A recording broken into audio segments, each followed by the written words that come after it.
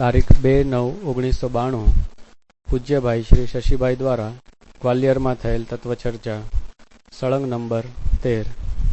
मूल कैसेट में आवाज धीमो है। हमारे भावों का क्या क्या कैसे कैसा अनुभव होता है।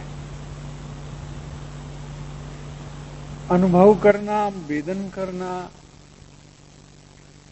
ये आत्मा का स्वभाव है। दूसरी चीजों का तो अनुभव हम करते ही है, कर ही रहे हैं। अब जो सबसे नजदीक कोई अनुभव में आने वाली चीज है तो अपने भाव है। तो अपने भाव का हम अनुभव करें तो रागादि में आकुलता का अनुभव होगा, और ज्ञान में बिना आकुलता, आकुलता रहितपना जिसमें है, ऐसा निराकुलता का अनुभव होगा। यहां से जब अवलोकन चालू होगा, मैंने एक अनुभव क्या होता है उसकी जांच तलाश करने का एक अभ्यास चालू होता है। उस अभ्यास है वो भावों का परिचय रूप अभ्यास है। क्या है इसमें? परिचय होता है कि क्या क्या हो रहा है। जब परिचय होता है तो परिचय से पहचान आती है, और उस पहचान आने में आत्म स्वभाव का वेदन से पहचान आती है। आत्म स्वभाव की जो पहचान है वो ज्ञान वेदन से आएगी।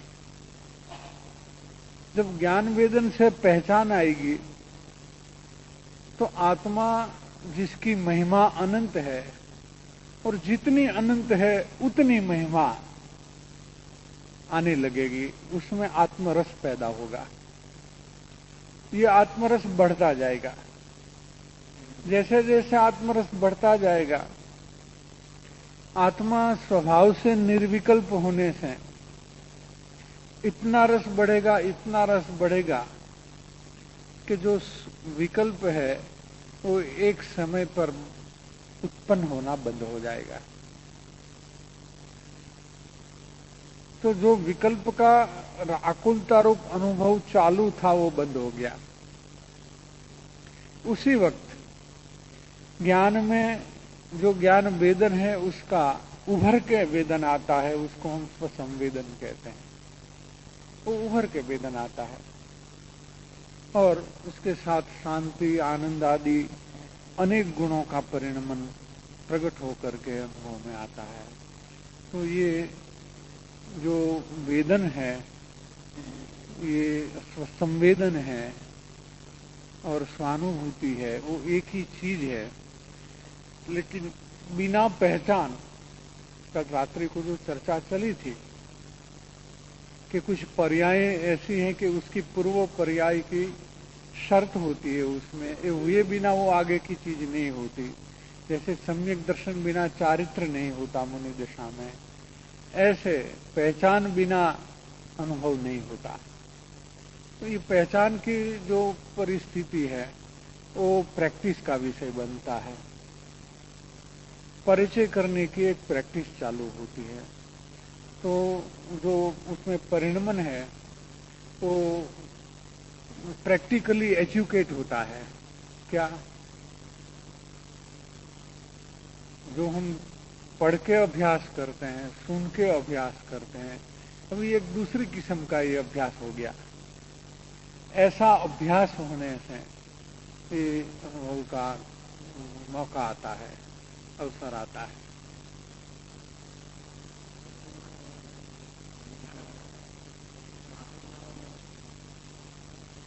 लेकिन एक लड्डू खाने में आपको आकुलता नहीं हुई तो दूसरा खा लो, दूसरा में आकुलता नहीं हुई तो तीसरा खा लो, तीसरा में आकुलता नहीं हुई तो 10 खा लो, 100 खा लो। कितना खाओगे?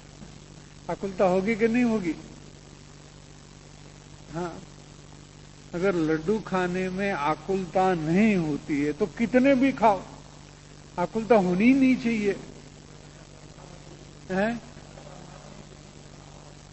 मतलब आकुलता है, वो शुरू में हमारी कल्पना दूसरी थी, इसलिए हमें आकुलता मालूम नहीं पड़ी, लेकिन थी तो सही वहां।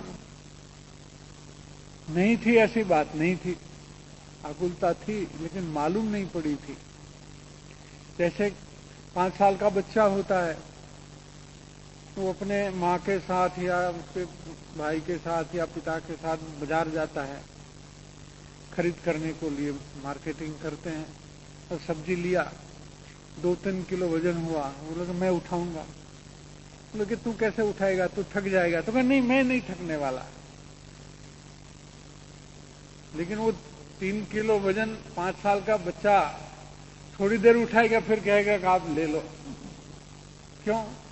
कि पहले उन्होंने ऐसा हौसला बढ़ाया कि नहीं, मुझे वजन नहीं लगेगा, तुमको वजन उठाना नहीं होगा। तो कहा नहीं नहीं नहीं, मैं उठा सकता हूं। थोड़ी देर तो ऐसा लगेगा, फिर 10-15 मिनट के बाद वो छोड़ देगा, ये आप उठाओ। ऐसा शुरू में क्या होता है कि नहीं, ये ठीक लगता है, अच्छा लगता है, लेकिन अच्छा लगता है तो फिर क्यों आकुलता होती है, क्यों छोड़ देते हैं?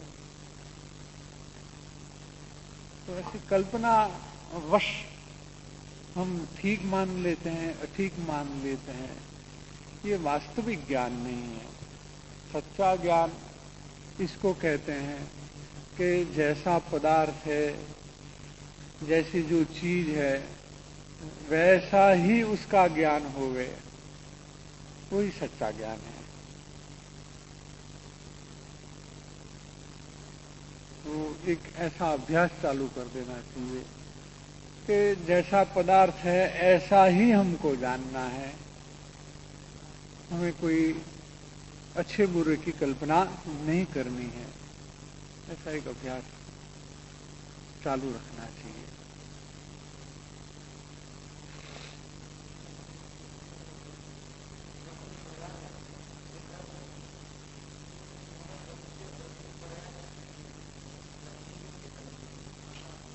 शौद्र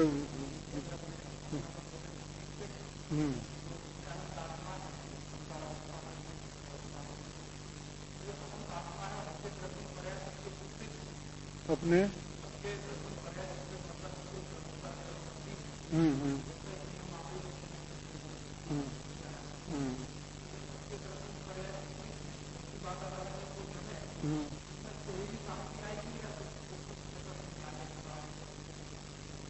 मैंने क्रमबद्ध में शांति आने का जो न्याय है, तो उसमें क्या है कि जो भी पर्यायें हैं पदार्थों की, वो अपने क्रम में होती है। तो उसमें एक तो ऐसा क्यों हुआ, ऐसा नहीं होना चाहिए था, इस प्रकार का जो असमाधान है वो मिटता है, इसका विज्ञान को अच्छी तरह स्वीकार करने से। लेकिन इस विषय को स्थापित करते हुए गुरुदेव ने एक दूसरी बात ये कही थी, जो मूल की बात है कि आत्मा है वो ज्ञायक स्वभावी है, ऐसा लक्ष्य में रखकर सभी पर्यायों अपने क्रम में होती है, ऐसा जानकर उसकी उपेक्षा हो जाना और ज्ञायक स्वभाव की अपेक्षा हो जाना, यही इस विषय का सही न्याय है। और इस प्रकार के परिणमन से कहीं भी कोई तकलीफ नहीं होने वाली। और बिना ज्ञायक के लक्ष्य से अकेले पर्याय की क्रमबद्धता जो स्वीकार करने को जाते हैं, वो उसके पूरे रूप में स्वीकार नहीं कर सकते। जहां भी उनकी दृष्टि पर्याय पर पड़ी है, उसका लक्ष्य पर्याय पर है, तो जहां भी उसको जरूरत लगती है वहां वो फेरफार करने के लिए प्रयत्न करने लगता है, उस वक्त वो बात वो छोड़ देता है, इस सिद्धांत को छोड़ देता है। और छोड़ देगा ही, वो पकड़ कर नहीं रख सकता है। इसलिए उस विषय में मजबूत रहने के लिए भी आत्मा मैं ज्ञायक स्वभावी हूं,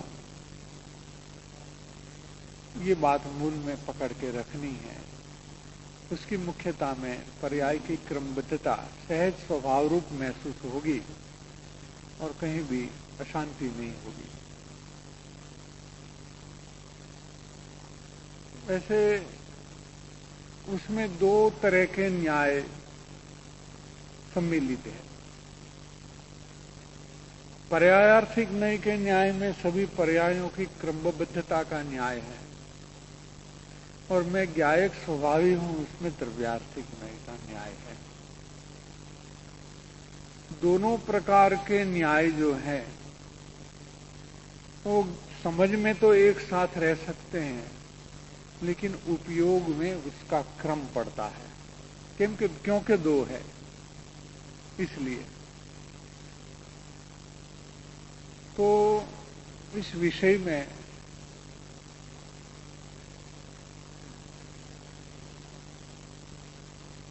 इस प्रकार से लेना ठीक रहेगा कि जीव के परिणाम कभी मंद कषाय युक्त रहते हैं, कभी तीव्र कषाय युक्त भी हो जाते हैं। एक सरीखे परिणाम किसी के भी रहने वाले नहीं हैं। जब यही अनिवार्य परिस्थिति है, तब कषाय की तीव्रता के काल में पर्यायार्थिक न्याय को ग्रहण करके कषाय की मंद की स्थिति में आ जाना चाहिए। और जब कषाय मंद वाली स्थिति हो, तब द्रव्यार्थिक न्याय से अपने स्वरूप को ग्रहण करने का एक पुरुषार्थ प्रयास होना चाहिए, क्योंकि ऐसा प्रयास तीव्र कषाय की परिस्थिति में बन ही नहीं सकता। तो जैसे ये डॉक्टर लोग, वैद्य लोग जो काम करते हैं, उसी तरह का ये काम हो गया कि जब कोई किसी को बुखार 105 डिग्री हो जाता है, तो उसको पहले तो उसका जो टेम्परेचर है उसको डाउन करना पड़ता है। टेम्परेचर को डाउन नहीं करेगा तो दूसरा इलाज कोई काम में आने वाला नहीं इस वक्त। और टेम्परेचर ऐसे बढ़ता जाएगा, 1-2 डिग्री और बढ़ेगा तो आदमी खत्म हो जाता है। फिर जब 102, 101, 100 डिग्री टेम्परेचर हो गया, तो फिर जो है वो दूसरा इलाज करते हैं। अब उसको बुखार, तेज बुखार को एकदम नीचे लाने में कभी थोड़ा नुकसान भी होता है, ऐसी भी दवाई देनी पड़ती है। तो इतना नुकसान थोड़ा सहन करके भी उस वक्त जो जरूरी है कि उसका बुखार का जो टेम्परेचर है वो नीचे आना जरूरी है, वरना उसका जो रिस्क है, जोखिम है, वो बढ़ जाता है। तो जैसे इलाज, शरीर के इलाज करने में भी ऐसे तरीके हैं, वैसे हमारे अध्यात्म में भी अनेक प्रकार के जो न्याय हैं, उस न्याय को इस्तेमाल कैसे करना, इसके भी तरीके हैं। उस तरीके के जो जानकार हैं उस लोगों, उसमें जो अच्छी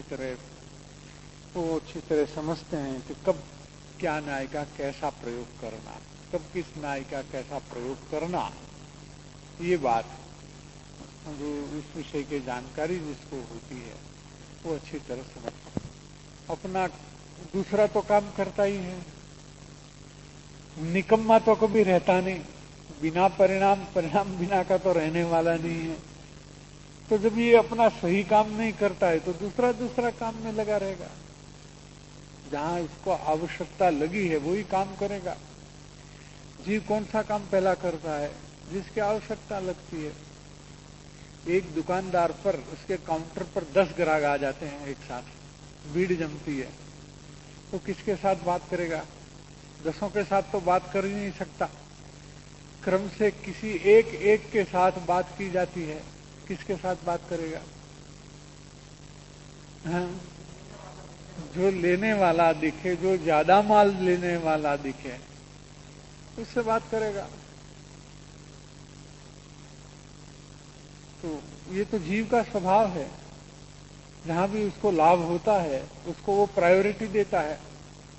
उसको अग्रता क्रम में रखता है।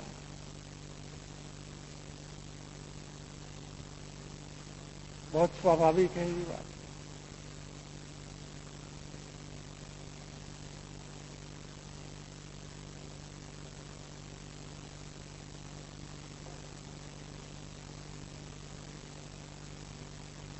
आत्मा पर को जानता है,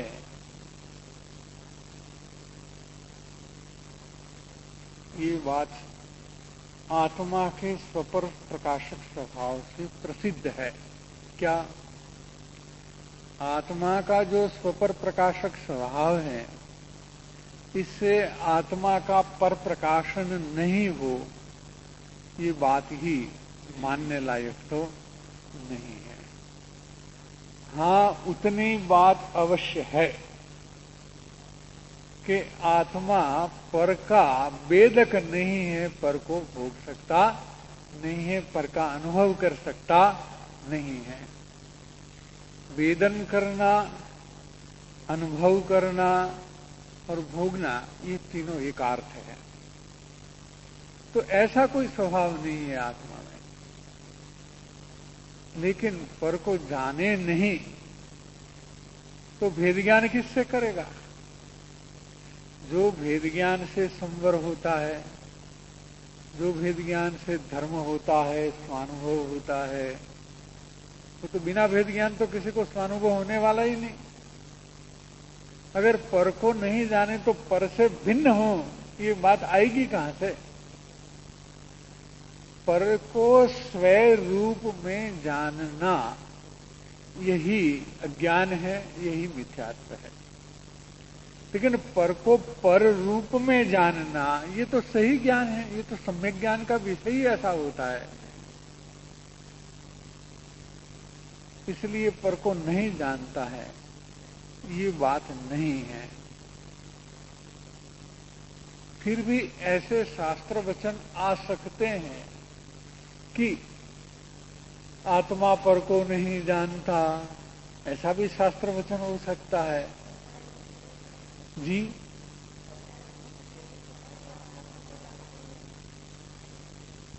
हाँ, मैंने तो नहीं सुनी, आपने सुनी होगी, लेकिन चर्चा तो अवश्य ये कोई हमारे समाज में अच्छे पैमाने में चल रही है इस बात की। तो इसलिए मैंने इस विषय का स्पष्टीकरण दिया कि आत्मा पर को नहीं जानता है। वहां अभिप्राय ये है कि पर को वेदता नहीं है। ज्ञान में जानना और वेदन करना दो ही धर्म है, लेकिन दो धर्म एक सरे का काम नहीं करता। जानने का काम स्व पर दोनों को होता है, लेकिन वेदन करने का नहीं होता। तो ये अभिप्राय है वहां। अच्छा, फिर भी शास्त्र वचन ऐसा आता है कि जानता नहीं है, तो उसमें क्या कहना है? कि उसमें ऐसा कहना है कि जब ज्ञान निज में निज को जानता है, तब वो उसको निज का ज्ञान होता है। अस्थि रूप में उसको निज का ज्ञान होता है। क्यों? कि वहां पर की अस्थि नहीं है। निज में पर की अस्थि नहीं होने से निज में निज को जानने के काल में निज ही जानने में आता है, पर जानने में नहीं आता है, ऐसा कह सकते हैं। लेकिन वो अस्थि रूप से है। नास्ति रूप से तो वहां भी पर का ज्ञान होता है, होता ही है। कैसे? कि अगर स्वानुभूति में शुद्धोपयोग में एकिला आत्म स्वभाव का अनुभव हुआ और ज्ञान भी हुआ, फिर वो निर्विकल्प स्वानुभव से सविकल्प दशा में बाहर आया कोई जीव, उसको पूछते हैं हम कि आपको आत्मा का अनुभव हुआ? कि हाँ, आत्मा का अनुभव हुआ। आत्मा सिवाय दूसरे का अनुभव नहीं हुआ? कि नहीं, दूसरे का अनुभव नहीं हुआ। क्योंकि हमारे आत्मा में दूसरा कोई पदार्थ था ही नहीं, अकेला आत्मा था। तो अकेला आत्मा का अनुभव हुआ, अकेला हुआ मतलब क्या? कि दूसरा नहीं था, ऐसा दूसरा का नहीं था, ऐसा ज्ञान आया। दूसरा का अभाव रूप ज्ञान, नास्ति रूप ज्ञान तो उसी वक्त भी आता है, अस्थि रूप ज्ञान नहीं आता है। लेकिन नास्ति रूप नहीं ज्ञान नहीं आवे तो अनादि से जो पर का एकत्व है वो चालू रह जाएगा। वहां एकत्व टूटता है, इसलिए नास्ति रूप से पर का ज्ञान तो वहां आता ही है। और जितना स्व का अस्थि रूप ज्ञान महत्वपूर्ण है, उतना ही पर का नास्ति रूप ज्ञान उतना ही महत्वपूर्ण है। हमें हमारे जो मकान होते हैं, जमीन होते हैं, इनकी जो डॉक्यूमेंट्स बनाते हैं ना, दस्तावेज कहते हैं, क्या आप दस्तावेज ही कहते हैं ना, डॉक्यूमेंट्स बनाते हैं, चतुर्सीमा इसमें लिखते हैं कि ये जो 4 सीमा के बीच में जो जमीन और मकान है वो हमारा है और किसी का नहीं है। ऐसा क्यों लिखते हैं? अगर हम ऐसा नहीं लिखते तो क्या हो जाता कि हमारे भाई हैं, हमारे कोई हिस्सेदार है, भागीदार है, या कोई हमारे कुटुंबीजन है, वो ये कहेंगे कि उसमें तो लिखा है कि तुम्हारा है लेकिन हमारा नहीं है। ऐसा तो नहीं लिखा है, इसलिए तुम्हारा भी है और हमारा भी है। ये बात आ जाएगी बीच में। तो साफ लिखा हो कि ये हमारा है और किसी का नहीं है और किसी का दर दावा इसमें चलने वाला नहीं है, ऐसा साफ लिखना पड़ता है। तो जितना हमारा है वो लिखना जरूरी है, उतना ही जरूरी है कि दूसरे का ही वो नहीं है। ऐसी बात है। तो इसलिए जो अस्थि है वो नास्ति से अपेक्षित होती है। अस्थि है वो नास्ति से अपेक्षित होती है। और प्रश्न तो आपने निकाला ने, स्व है वो किससे अपेक्षित है? हैं? पर सापेक्ष स्व है।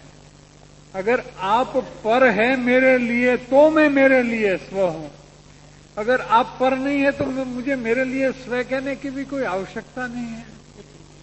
हाँ? स्व के कारण से पर है और पर के कारण से तो स्व है। तो आप ये कहेंगे कि स्व का ज्ञान होता है या पर का नहीं होता है, ये बात कहां तक टिकने वाली है? ऐसा एकांत नहीं है इसमें, ऐसा एकांत नहीं है। और सर्वज्ञता, हमारे वितराग परमेश्वर को हम सर्वज्ञ कहते हैं, तो सर्वज्ञ विशेषण ही खत्म हो गया उसमें उधर। अगर पर का ज्ञान होता ही नहीं है तो सर्वज्ञ विशेषण रहने वाला नहीं है। हाँ, रहेगा क्या? और जो भी जीव के अलावा दूसरे 6 पदार्थ हैं, हमारे जीव के अलावा, उसकी मौजूदगी का पता किसको चलता है? वो भी है विश्व में, मैं अकेला नहीं हूं। हाँ? एको हम बहुश्यामी श्यामलाल जी, एको हम बहुश्यामी ऐसा कहते हैं, तो बहुश्यामी कहां से आया? जब मैं अकेला ही हूं तो बहुत आया कहां से? हाँ? ये बात है।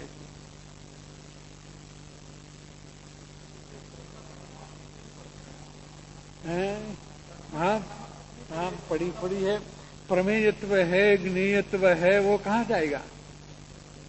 दूसरे पदार्थ में जो ज्ञेयत्व है, अगर उसका ज्ञान नहीं होता तो वहां ज्ञेयत्व भी नहीं होता, और ज्ञेयत्व होता और ज्ञान नहीं होता, वो बात कैसे संभव है?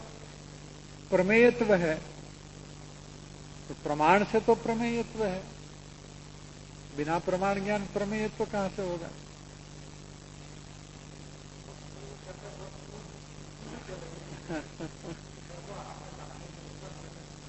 हाँ।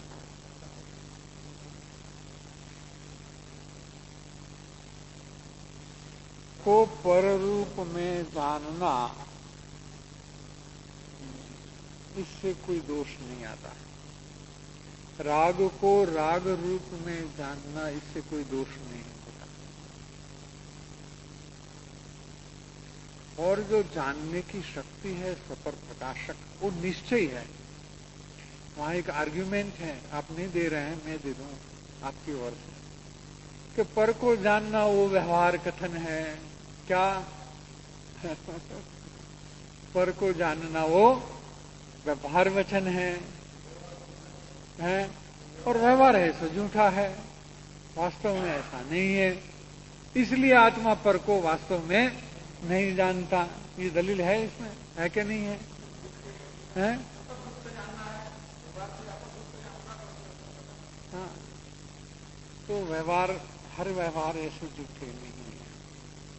क्या पर्याय भी त्रिकाली की अपेक्षा से पर है और व्यवहार का विषय है, लेकिन पर्याय है ही नहीं, ऐसा कौन कहेगा? हाँ, ऐसा हो सकता है क्या? ध्रुव में पर्याय नहीं है वो बात जरूर है, लेकिन पर्याय पर्याय में नहीं है ऐसा व्यवहार नहीं है। ये तो निश्चय है। ऐसे स्वपर प्रकाशक में पर प्रकाशक कहना सो व्यवहार है, लेकिन जानना सो व्यवहार नहीं है। वो निश्चय है, क्योंकि वो जीव का परिणाम है। शक्ति है वो निश्चय रूप होती है, शक्ति में व्यवहार लागू नहीं होता, क्योंकि वो तो निश्चय स्वरूप है आत्मा का। इसको देखने के लिए आप जो है शास्त्र आधार चाहिए, तो चिद्विलास का जो एक प्रकरण है, ज्ञान नाम का प्रकरण है, ज्ञान का प्रकरण एक है, इसमें वो बात लिखा, ज्ञान गुण का प्रकरण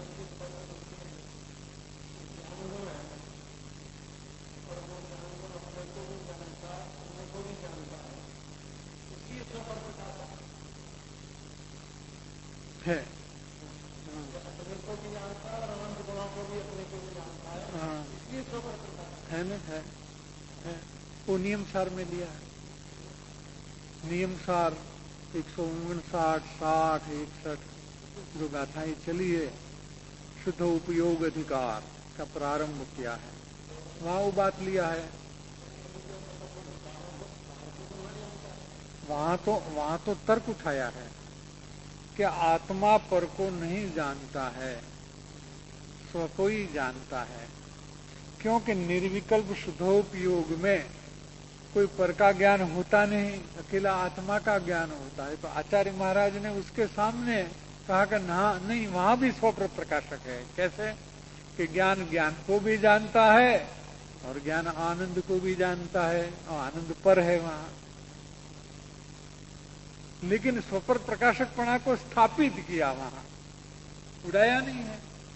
तो स्थापित करने के लिए आर्गुमेंट दिया है, वहां न्याय दिया। निर्विकल्प अवस्था में भी स्वपर प्रकाशक है, सविकल्प अवस्था में तो है ही है, उसमें तो कोई बुराई हो ही नहीं सकती। ये तो प्रैक्टिकल नॉलेज है बिल्कुल। हम इसको तो जैसा है ऐसा जानेंगे। ये सोनेरी कलर है, ये केसरी कलर है, ये कत्थई कलर है, तो ये तीन भेद कहां से हुआ? अगर जानना नहीं होता तो ये तीन कलर है ऐसा कैसे पता चला? बिना ज्ञान पता चला क्या? हो ही नहीं सकता। लेकिन पर का जानना जो है उसमें प्रकार बहुत है। पर सन्मुख होकर पर को जानना, पर में एकत्व रखकर पर को जानना, इसका निषेध है। पर को जानने का निषेध नहीं है, ये बात है।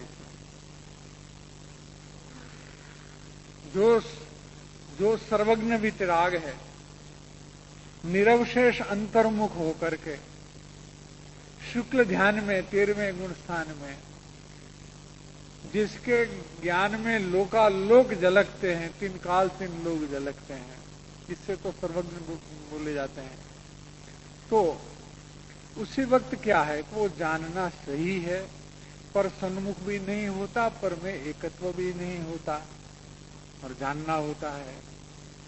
तो पर पदार्थ का ज्ञान में प्रतिभास होना, प्रतिबिंब होना, उसका नाम पर को जाना, ऐसी भाषा होती। लेकिन जानने में 3 प्रकार हो गया। एकत्व रूप से जानना, एकत्व छोड़ करके भी साधक अवस्था में पर सन्मुख होता है लेकिन एकत्व नहीं होता है, ऐसा जानना। ये दोनों प्रकार का जो जानना है वो ज्ञान का विभाव है।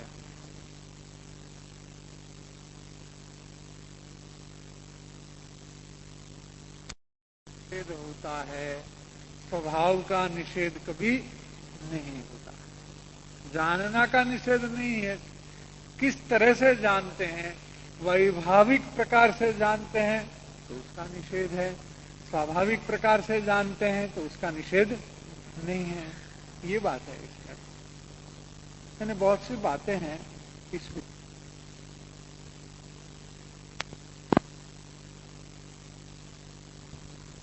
किस किस प्रकार के परोक्षपणा, प्रत्यक्षपणा, उपयोग, लब्ध, सब प्रकार की चर्चाएं हमने ज्ञान के विषय की जो भी करने लायक है वो कर ली है।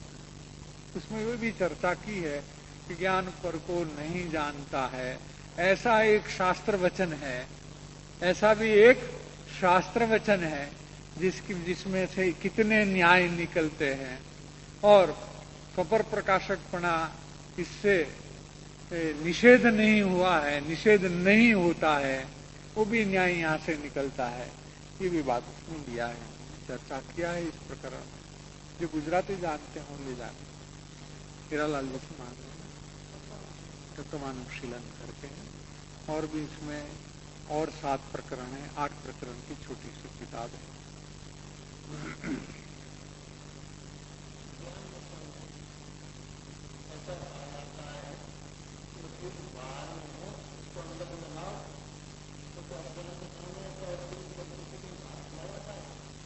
नहीं, पर सन्मुख होता है। उपयोग तो उपयोग में ही होता है, लेकिन उसका रुख 2 प्रकार का होता है, उसका मुख 2 प्रकार का होता है, अंतर्मुख भी और बहिर्मुख भी 2 प्रकार का होता है। तो 2 प्रकार की बातें आती हैं। क्योंकि बहिर्मुख होना ये उपयोग का विभाव है, स्वभाव नहीं है, इसलिए।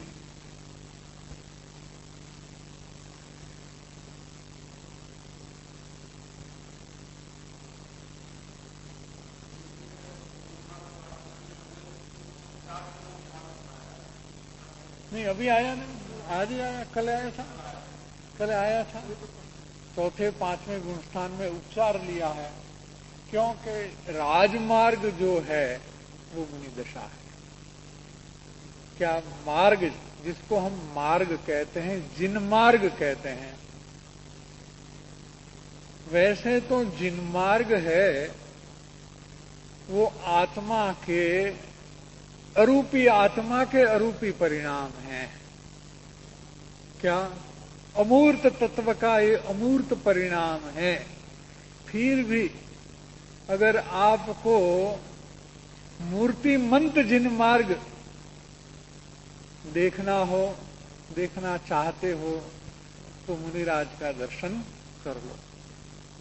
ये मूर्तिमंत मोक्ष मार्ग है, इसकी प्रधानता उतनी है। मोक्ष मार्ग में मुनि दशा की बहुत बहुत प्रधानता है, और सम्यक दृष्टि को, उसका सही परिज्ञान होने से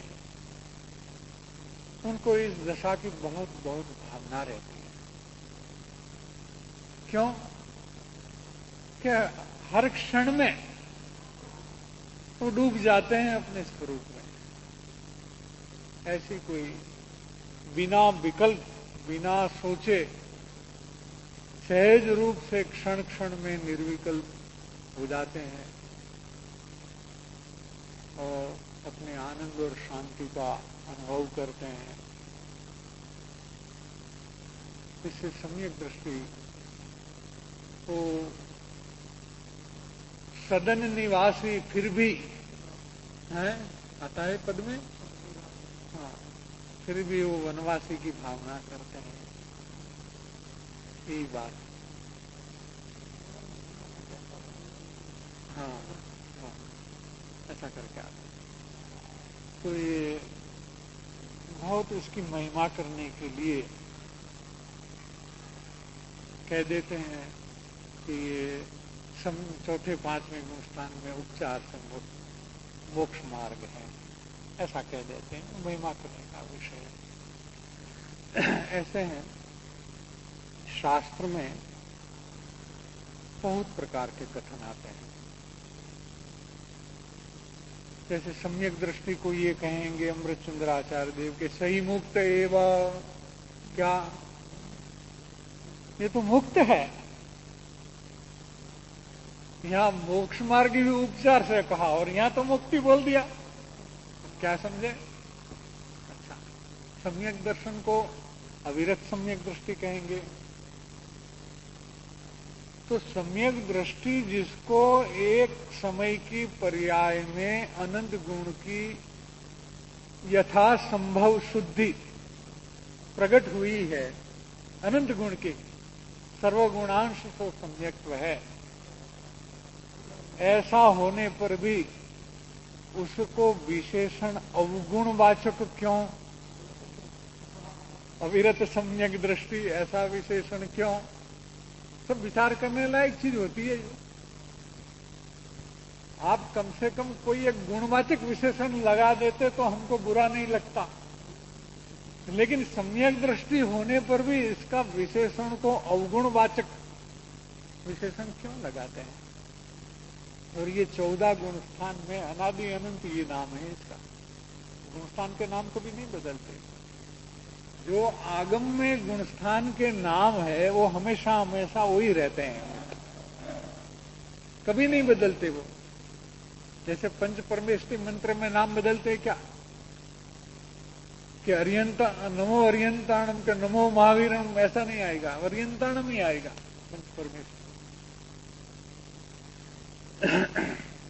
तो यही कारण है कि सम्यक दृष्टि 3 प्रकार के होते हैं। अविरत सम्यक दृष्टि भी होते हैं, देश विरत सम्यक दृष्टि भी होते हैं और सर्वविरत सम्यक दृष्टि भी होते हैं। तीनों सम्यक दृष्टि है। किसी प्रगट कारण और अप्रगट कारण को पा करके अगर सम्यक दर्शन को पहचाना जाए तो बात खत्म हो जाती है पहचानने वाले की, उसका निवेड़ा हो जाता है। यही कहने का कारण है। अरे सर्वज्ञ को भी आप सर्वज्ञ के रूप में नहीं पहचान करके अगर सम्यक दृष्टि के रूप में पहचानोगे तो काम हो जाएगा। ये सम्यक दर्शन की इतनी महिमा है। तो यही टोडरमल जी ने, क्या जिसने मोक्ष मार्ग प्रकाशक लिखा है वही टोडरमल जी ने गोमट सार की सम्यक ज्ञान चंद्रिका नाम की एक टीका लिखी है। गोमट सार की टीका प्रसिद्ध है, बहुत बड़ी। कर्णानुयोग का ग्रंथ है, आगम तो कर्णानुयोग का है, लेकिन सम्यक दर्शन होने के पहले जो करण लब्धि में जो जीव आता है उसको जीन कहा है। क्या बोला? उसको जीन कहा है। तो जीन कहते हुए संस्कृत में टीका लिखी है अपने। जीन कहते हुए उन्होंने प्रश्न उठाया है अपने आप। उनको तो प्रश्न उठाने की तो बहुत शैली है कि यहां इस जीव को जीन क्यों कहते हो आप? इसको जीन क्यों कहा जाए?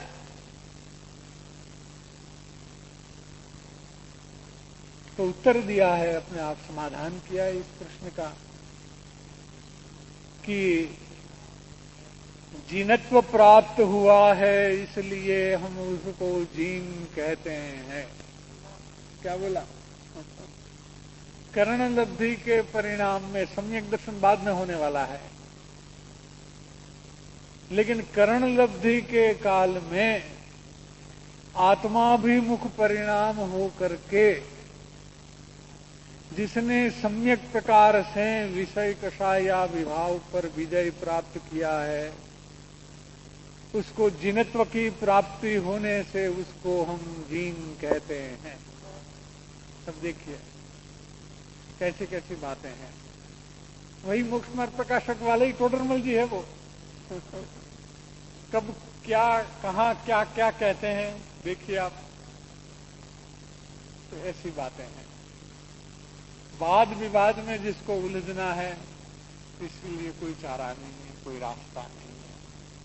अपनी आत्मा का कल्याण को दृष्टिकोण रख करके कोई समझना है तो सब बात सरलता से समझ में आ सकती है। जी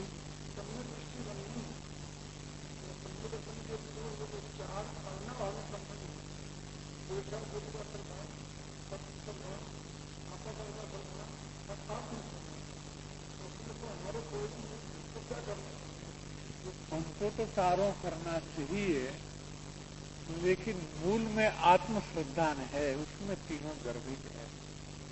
तीनों जो बात है वो स्वरूप श्रद्धा में गर्भित हुई जाती है। क्यों कि सम्यक दृष्टि के लिए कोई बाह्य परिस्थिति नियमबद्ध नहीं है। सिद्धांतिक तौर से बाधा आती है उसको। कैसे?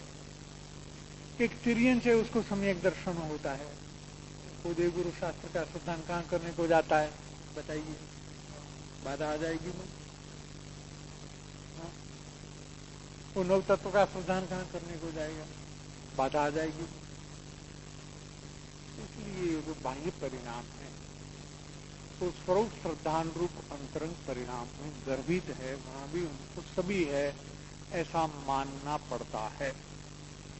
प्रवृत्ति नहीं है इसकी कोई, न आगम की प्रवृत्ति है, न कोई देवगुरु शास्त्र की व्यवहारिक प्रवृत्ति है, फिर भी पंचम गुण स्थान तक जाता है। पंचम गुण स्थान तक जाता है कि जहां सर्वार्थ सिद्धि का देव नहीं जाता। एकावतारी क्षायिक सम्यक दृष्टि होने पर भी इससे ज्यादा गुणवान है वो, लेकिन नमस्कार मंत्र भी वो नहीं बोलता। देवगुरु शास्त्र की कोई चर्या है उनको, तो इसलिए कोई बाह्य परिस्थिति इसके लिए नियम रूप नहीं होती। इसलिए तो उनका नाम ही अविरत दे दिया। ऐसा तो नाम दे दिया, अविरत सम्यक दृष्टि।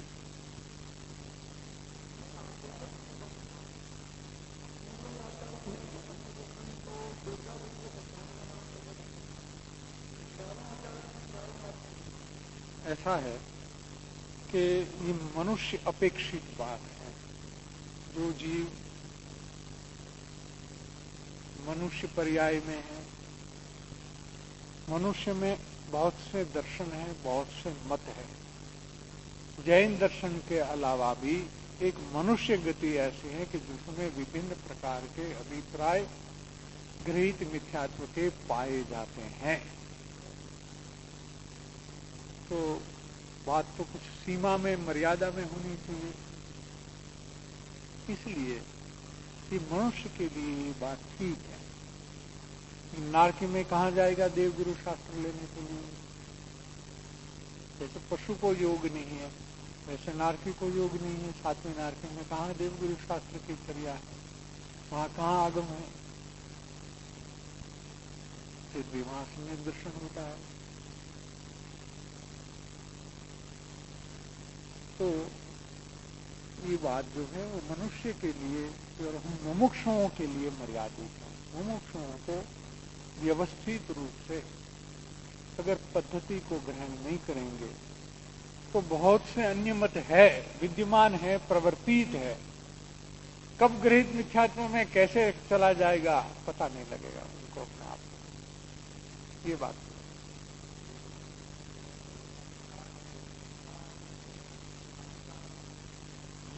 पूरा प्रश्न।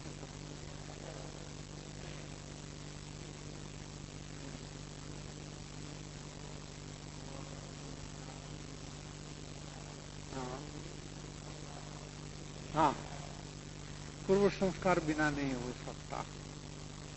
और पूर्व संस्कार में भी ऐसा नियम है कि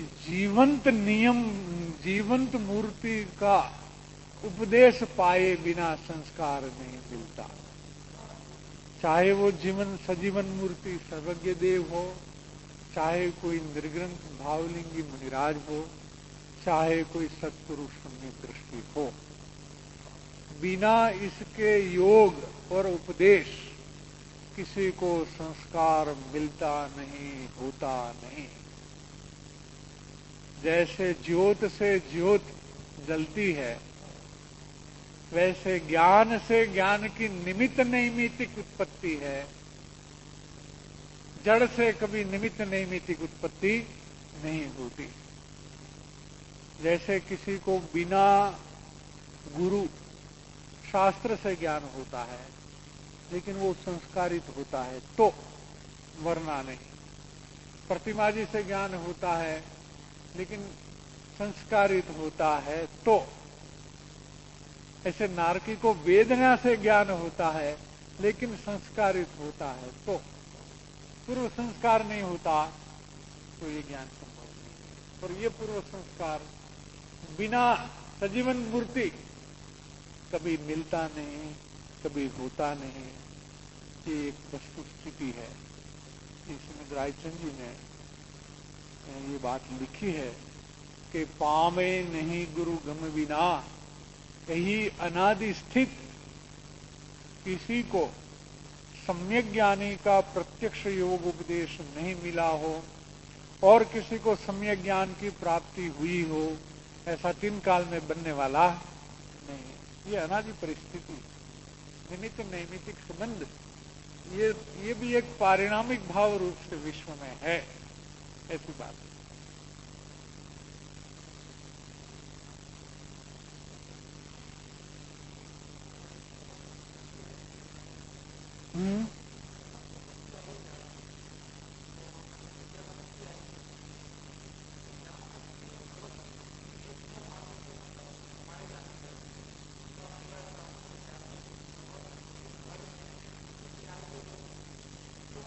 उसका न्याय बहुत सूक्ष्म है, उसका न्याय बहुत सूक्ष्म है, लेकिन है सो है, उसमें कोई अंतर नहीं। व्यक्त करने में उतना डिफरेंस नहीं है, क्योंकि सर्वज्ञ में ज्ञान गर्भित है, लेकिन एक ज्ञान सामान्य है और एक ज्ञान विशेष है। ऐसे 2 शक्तियां। ये प्रश्न हमने पूछा था गुरुदेव को। 2 है। जैसे सर्वदर्शी भी शक्ति है और दृश्य शक्ति भी है।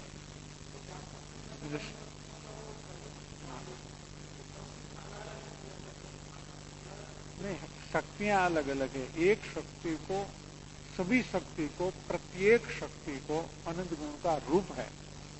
ज्ञान शक्ति को भी है और सर्व शक्ति को भी है। लेकिन जैसे ज्ञान शक्ति है वैसे सर्वज्ञ शक्ति अलग है, वैसे दृश्य शक्ति है और सर्वदर्शी शक्ति भी अलग है।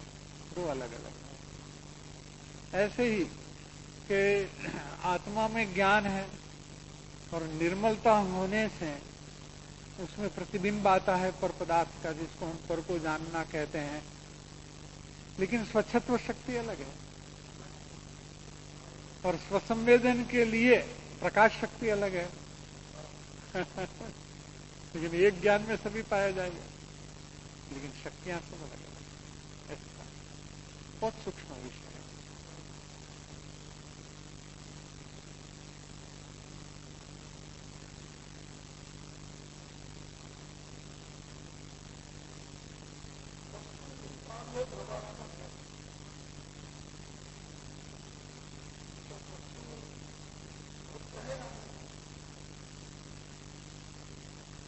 नित्य अनित्यात्मक है प्रमाण से, और जो मूल वस्तु है, मूल तत्व है आत्मा का, वो तो अनुभवी स्वरूप है। न नित्य है न अनित्य, अनुभवी स्वरूप है। और प्रमाण से कहे तो उभयात्मक है, उभयात्मक भी है और अनुभवी भी है, नित्य भी है अनित्य भी है। सभी प्रकार से उसका जो विवरण है, विवीक्षा है, वो मिलती है।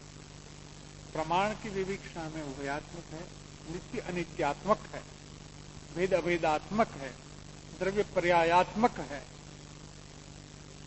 और व्यवहार से कहे तो अनित्य है, व्यवहार से कहे तो अनित्य है, निश्चय से कहे तो नित्य भी है, और निश्चय से व्यवहार से भी नित्य है। अब आगे जाकर के व्यवहार से अनित्य है, निश्चय से नित्य है, और व्यवहार से नित्य है, निश्चय से अनुभवी स्वरूप है, न नित्य है न अनित्य है। ऐसी बात। क्यों कि अकेली नित्य होती तो उपयोगो लक्षण में पाया नहीं जाता, स्वभाव स्वरूप प्रकाशित नहीं होता। उपयोग में स्वभाव प्रकाशित नहीं होता तो किसी को पहचान नहीं होती।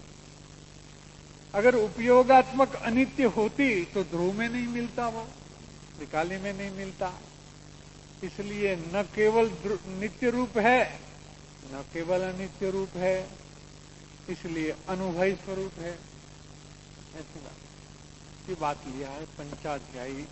आप देख लेना उत्तरार्ध में 761, 62, 63 का था, उसमें वो बात लिया है पंचाध्यायी का उत्तरार्ध।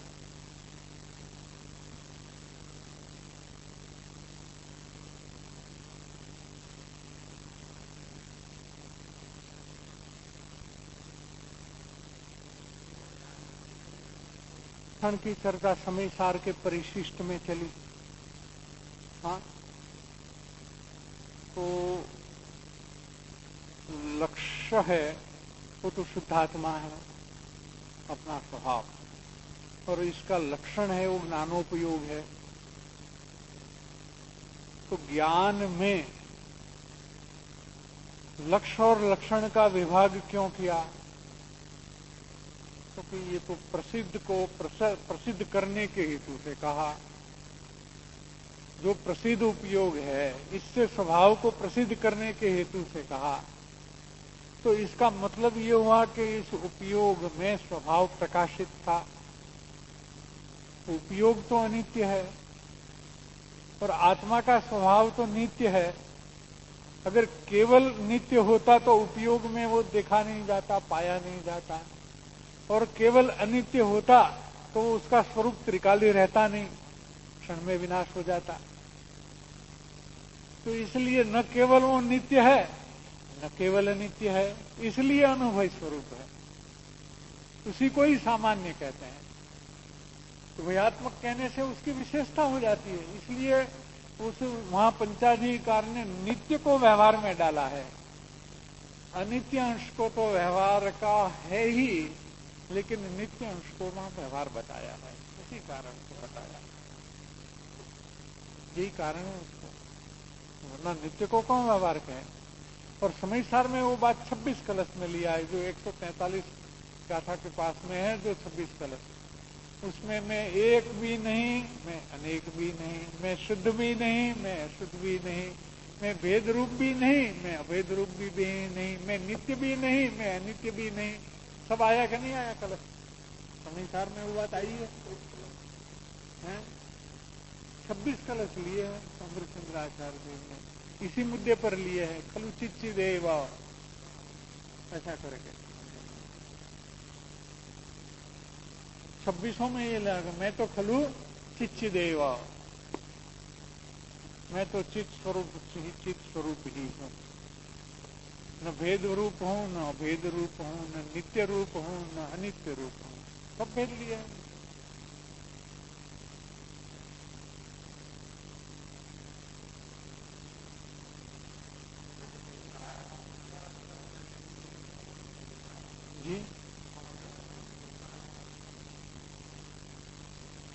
वस्तु तो निर्विकल्प है। तो वस्तु निर्विकल्प है, उसमें अभेद का भेद भी सुहाता तो नहीं। वस्तु तो निर्विकल्प है, जो सामान्य है, जो निर्भेद है और जो अनुभव स्वरूप है, उसी के आश्रय से ही पर्याय भी वैसी तद्रूप होने से पर्याय निर्विकल्प होती है। तो निर्विकल्प होने के लिए कहो या निर्विकल्प वस्तु का आश्रय करने के लिए कहो, दोनों एक ही बात है। अवलंबन का तो वहां अभिप्राय है, क्योंकि वहां तो अवलंबन कराना है। 143 144 में क्या कराना है? अवलंबन तो कराना है पक्षांतिक्रांत होकर के।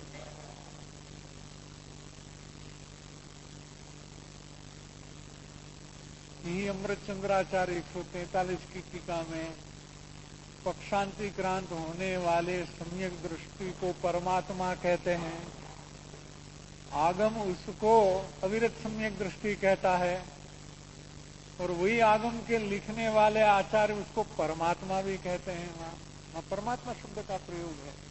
तो परात्मा हो गया, परमात्मा हो गया, समयसार हो गया, सब वैसा विशेषण ले लिया, तो परमात्मा लिया है। बहुत सी कथन विविक्षाएं हैं।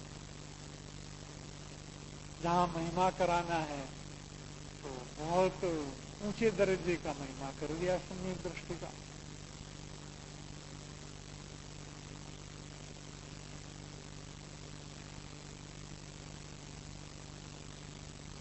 तो अविरत की भी चर्चा किया वो सम्यक ज्ञान चंद्रिका में, कि फिर सम्यक दृष्टि को अविरत क्यों कहते हो? करण लब्धि वाले को आपने जिन कहा, और सम्यक दृष्टि जो आगे बढ़ा है करण लब्धि से, उसको अविरत सम्यक दृष्टि क्यों कहते हो? क्योंकि हमें कोई सम्यक दृष्टि का अवगुण दिखाने का हमारा अभिप्राय नहीं है। क्या है? लेकिन हमारा यहाँ अभिप्राय ऐसे है कि जैसा देश विरत और सर्ववितर विरत सम्यक दृष्टि होता है, वैसा ये नहीं है, उतना ही हमें दिखाना है। तो ये हमारा कंपैरेटिव स्टेटमेंट है, ऐसा कहते हैं।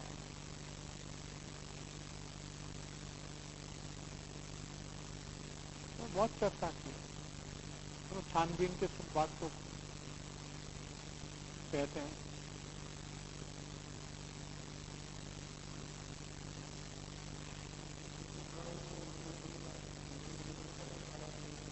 हाँ, ये वो कहते हैं तो उसको हित करने में तो क्या है, पहचान करने का है।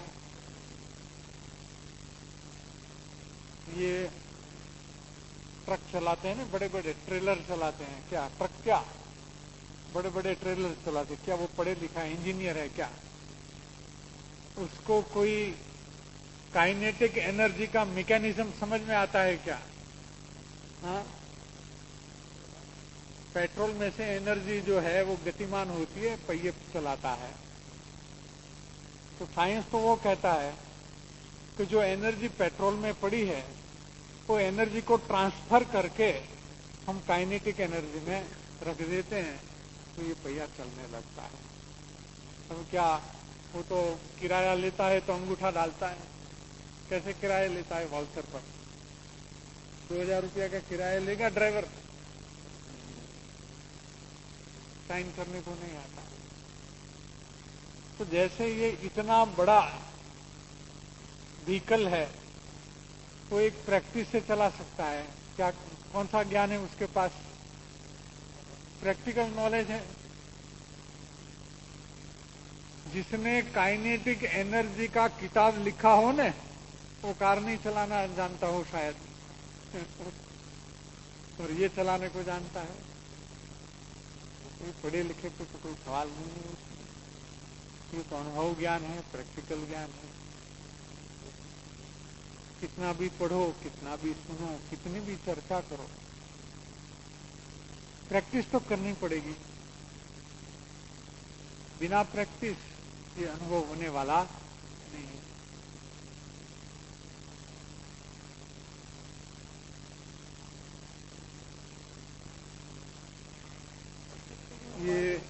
बहनें रसोई बनाती हैं ना, महिलाएं रसोई बनाती है तो क्या कोई पाकशास्त्र पढ़ती है क्या? कोई स्कूल में पढ़ाया जाता है क्या? बहनों के स्कूल में पाकशास्त्र पढ़ाया जाता है क्या? हाँ, रोटी कैसे बनाना, सब्जी कैसे बनाना, मिठाई कैसे बनाना, नमकीन कैसे, तो इसका किताब पढ़ते हैं क्या? तो प्रैक्टिकल नॉलेज से सीखती है घर में, और क्या है। कभी बिगड़ता है शुरू शुरू में, लेकिन बनाते बनाते बन जाती है सब चीज। क्या क्या उपाय नहीं, बस ये प्रैक्टिस करना, वही उपाय है। प्रैक्टिस क्या करना, हाँ वो ठीक बात है। जो बात हम समझते हैं उसको हमारे उदय में लागू करना, हमारे परिणमन में लागू करना, उसी का नाम प्रैक्टिस है। क्या दृष्टांत देते हैं कि हम ये समझे कि राग दुख रूप है, क्या समझे? नास्तिक का विषय है ना स्थूल, कि राग है तो दुख रूप है। कि दुख कोई समझने की चीज है या वेदन करने की?